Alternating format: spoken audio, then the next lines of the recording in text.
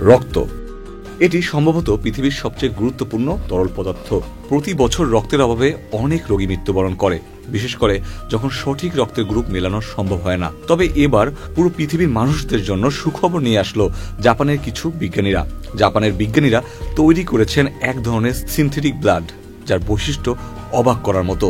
এই রক্তে কোনো গ্রুপ নির্দিষ্ট অ্যান্টিজেন নেই, তাই এ বা বি, এবি নেগেটিভ বা ও পজিটিভ থেকে শুরু করে ও নেগেটিভ যে কোনো গ্রুপের রোগীর শরীরে এটি ব্যবহার করা যাবে। শেকড় থেকে শিখরে সাধারণ রক্ত 1 মাসের বেশি রাখা যায় না এবং ফ্রিজে রাখতে হয়, কিন্তু এই কৃত্রিম রক্ত সাধারণ তাপমাত্রায় 2 বছর পর্যন্ত রাখা যায়, যা দুর্যোগ, দুর্ঘটনা বা যুদ্ধক্ষেত্রে বিশেষভাবে কার্যকর। এই রক্ত শুধু অক্সিজেনই বহন করে না, বরং এতে আছে এমন উপাদান যা রক্ত জমাট বাঁধতে সাহায্য করে, অর্থাৎ দুর্ঘটনার পর রক্তক্ষরণ বন্ধ করতেও ভূমিকা রাখে। এই রক্তটি এখন মানুষের শরীরে ব্যবহার করা হয়নি, তবে প্রাণীদের ওপর পরীক্ষায় সফলতা পাওয়া গেছে।